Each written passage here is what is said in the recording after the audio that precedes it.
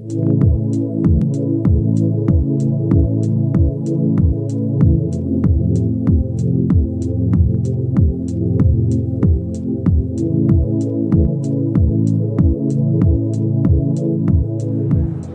¿qué tal? Qué gusto saludarte nuevamente. En esta ocasión te vamos a presentar un video con un par de talleres que te va a ayudar con tu proyecto de negocio social. ¿Por qué creemos que te puede apoyar el contenido? Porque aquí vas a ver cómo un modelo de negocio social debe de ser escalable y replicable. Esperamos te sea de ayuda.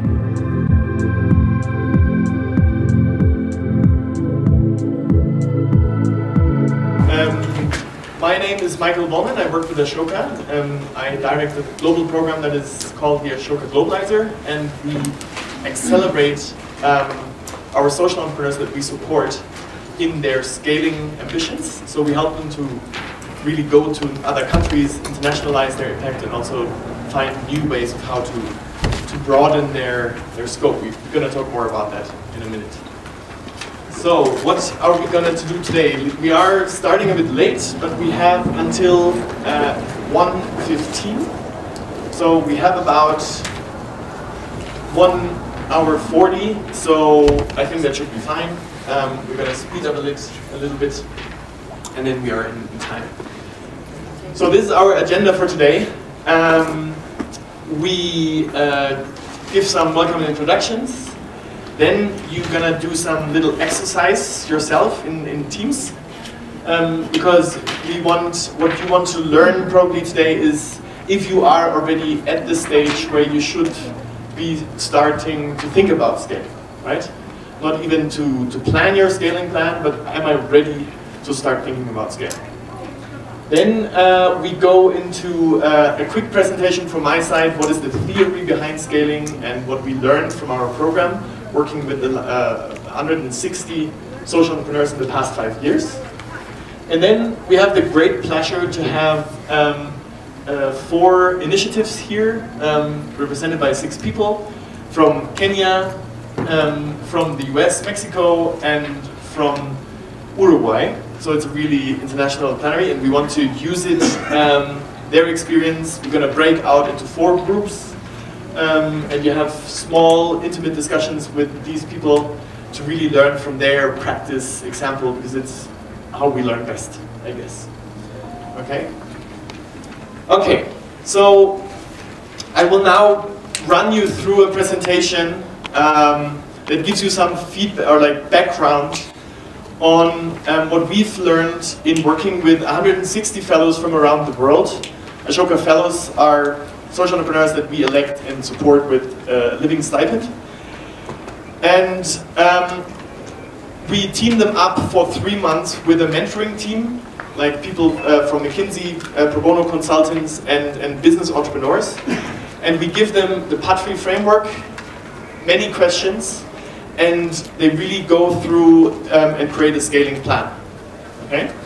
And this is what we came up in a theory, what we've learned from it.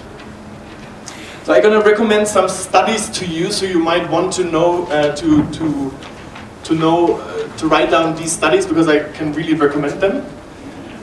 This is one done by Monitoring Inclusive Markets, and it shows pretty much how most of us think about scale, especially when we think about scaling social businesses, right?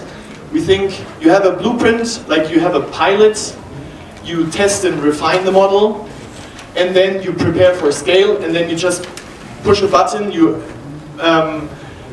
open a web page or an app, and then everything goes to scale. Let me tell you that it's not that linear, and it's not that easy. Like scaling, as I said, is super complex, and it probably more looks like this. Because it's really an organic growth, an organic procedure, like many things in life. It's iterative. You're going to go back and forth, and you learn through failures. So, multiplying impact, a study done by a German consultancy, Endeavor. I can recommend it also quite a lot. It's focusing more on the ecosystem, what is needed to scale social businesses. But I like their picture because it shows the difference between expansion of your, or growth of your own organization, meaning you as a tree. Imagine your organization, your project as a plant, as a tree. You're going more into roots, you're growing, you have bigger branches and more like leaves that would be bringing in energy, meaning the fundraising department. And but many times when you are at the when your fruit is ripe, it's much more effective to disseminate your idea. Yeah, meaning that birds come by, pick your fruits, and they take the idea to other places, and they reproduce and replicate what you're doing. And when we look at social entrepreneurship as a bigger movement, we really think the social problems out there are just too vast to be solved by you alone, by your project alone, and even if you grow as an organization, you're not gonna make a real dent in history. So what we always recommend our fellows, you have to try to start a movement around you. You have to really convince other people to buy into your idea. And the biggest goal for a social entrepreneur is that his idea becomes the new norm of a field, right? That's basically the end game. Because when you reach the tipping point of your idea, look at the Grameen Bank and Mohamed Yunus. We were at his conference, so I use him as an example. He needed 17 years to break even with the microfinance department, but then once he made the model, he was replicated by many others, and even if Grameen tomorrow stops in their business in microfinance, which we hope they don't, there will be many other microfinance institutions by now in many other places, and the concept of microfinance will not be erased, right? So they really reached the tipping point, they changed the norm of a field, and it's irreversible. And this is something that every social entrepreneur at his core wants to reach for his idea or his innovation. So we always say, if you look at scaling, don't think in terms of organizational growth only. Because scaling, you have always to focus on impact. Like, how do I scale my impact? Meaning, how do I scale my social innovation? Meaning, I want to create my own competitors, and I want my idea to be taken away and disseminated and replicated in many other places. And we're going to talk a lot about these challenges, because it's not easy to let your baby grow up and walk on his own and then perhaps even replicate him. Well, okay, I don't want to go there in that picture. But it's really like, we all know that from also being a parent, and it's like being a parent when you start a social enterprise.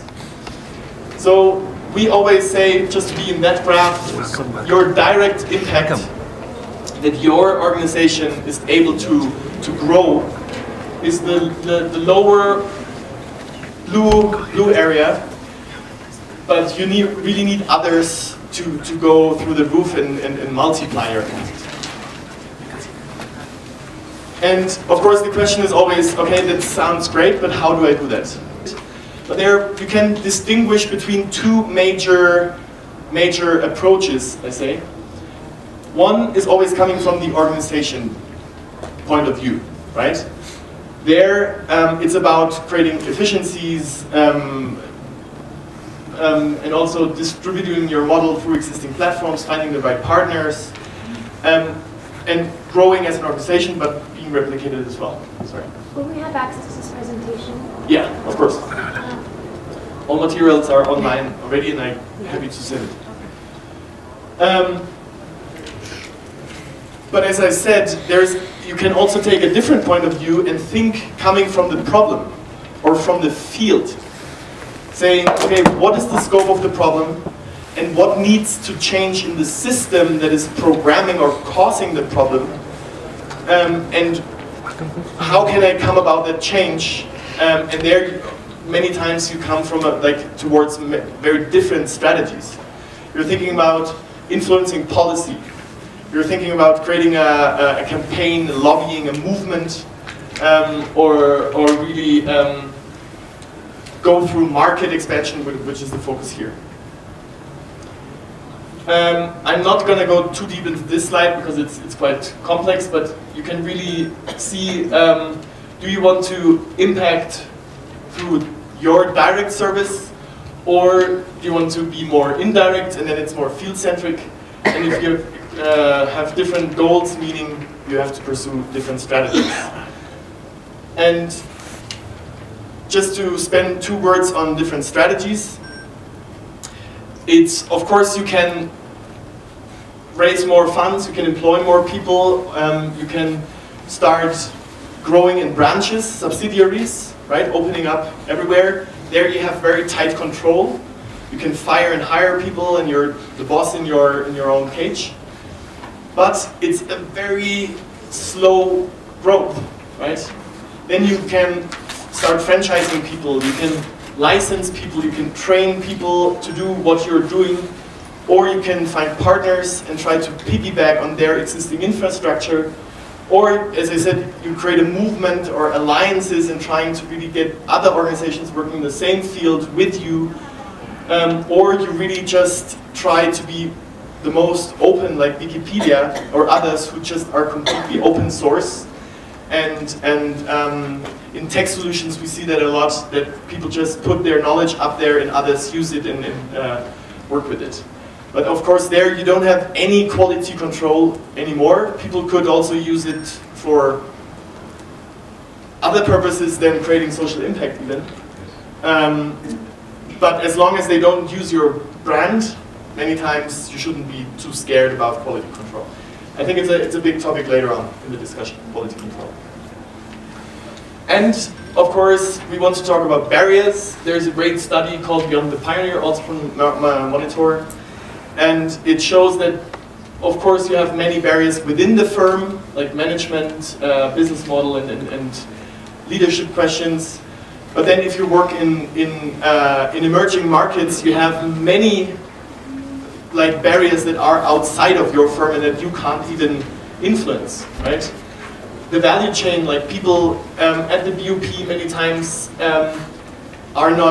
don't have the right skills that you need, or there are no infrastructures or no distribution channels and all that.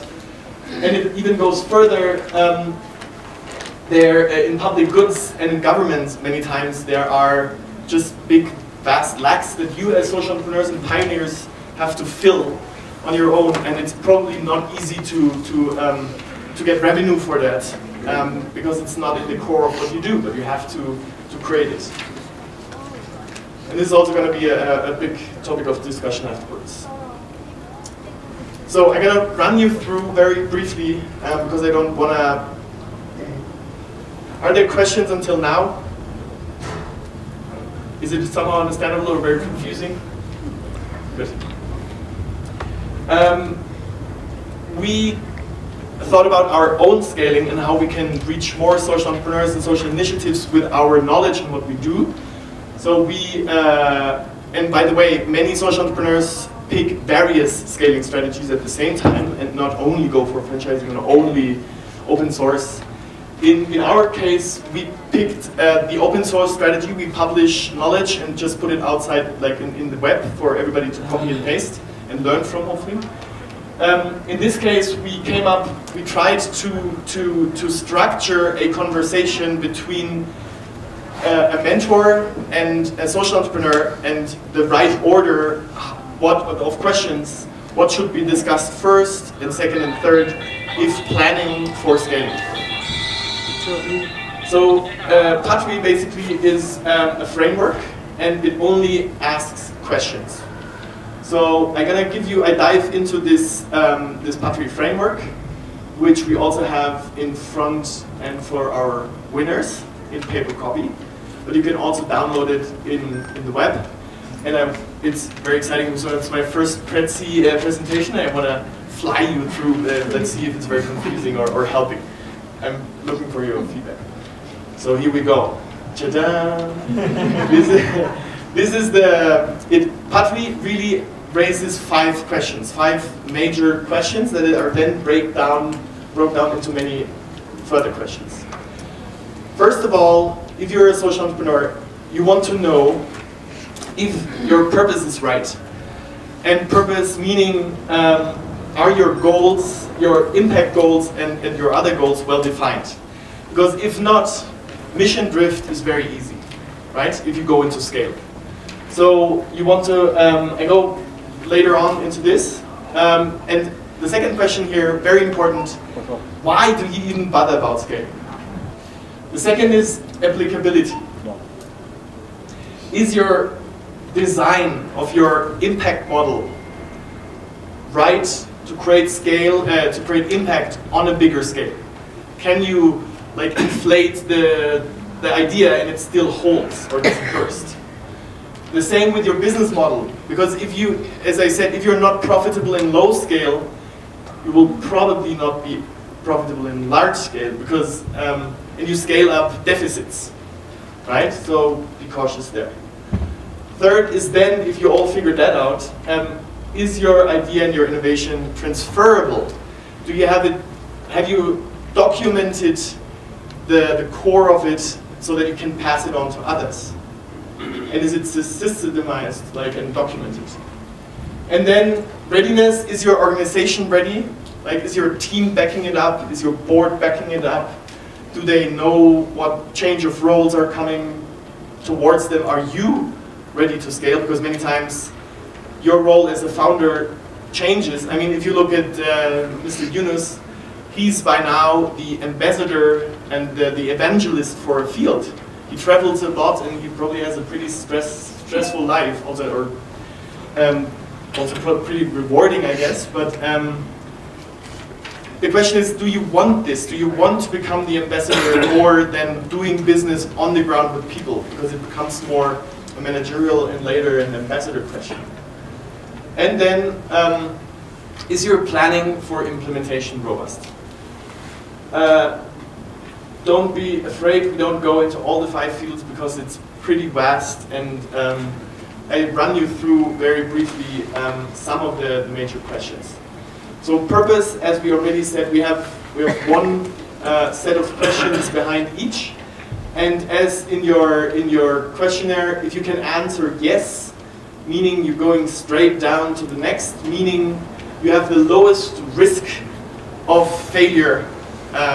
If you have to go a lot in here and then going back and forth, meaning, okay, you really have to do some homework there. And then if you say, yes, I have a purpose, then you ask yourself, okay, what are you primarily working on or focusing on? Is it growing my organization, as we said before, or is it outcomes?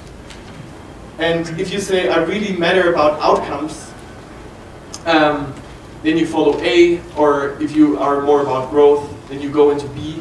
But you should reconsider working on your purpose, or you should also really set up a, like, this is a side answer, are you a commercial or social business? And then you directly go to plan B in viability, which we're gonna do now, because, okay, how is this gonna work? Because you're probably all social businesses here, right? So we go to applicability and ask ourselves, is the business model viable? Yeah, that's our question. Now okay. Sorry for that. Just one minute. Yeah. Business model is not viable. Why you are going for this? That's a good question. This is probably because there are, and this is a bigger question, if you think that non-profit organizations are legitimate, or if you say only social business is viable. And this is also a good question for later, because I think there are many non-profits who have a reason they can work towards this financial sustainability, but they can at the same time think about how they can scale their work and the impact of their work, and how they should think about it, rather through partnerships or through trainings or licensing. So we split it up into business model and impact model, because we think it's something different if you're a social business or if you are an NGO and you want to stay an NGO. Okay, and then here you, in the first question of the business model is, have you analyzed the market in your target environments and established demand? Meaning, I want to go to Mexico. Okay, great. What is different from Kenya, if you are already in Kenya, to Mexico? Are there cultural differences and all that? And is there some demand in Mexico? Let's say, yes, there's demand. Are there significant variances in market dynamics at scale? Meaning, I'm selling to 500 households. Does it change a lot if I sell to 5,000 households in Mexico? If you don't know, then you should probably carry out some comparative analysis of the markets and then compare local versus regional versus national versus international, current versus new demographics, what is the difference there? And really ask yourself, list the differences and then have a sound discussions around the differences. And I'm gonna stop here because it's really, going a lot further. But you see, it's only questions, right? It's no answers. But it's the questions that we saw many social entrepreneurs ask themselves over and over again when we had the many scaling discussions with them. And I think it's helpful to have them in a sort of order and know, okay, if I can answer all those pretty straightforward with yes, then I run quite low risk of doing something wrong when scaling my idea. Okay? This is available online, this is available in paperwork, and we want to stop here with theory because I see some bored faces and we want to go into interaction.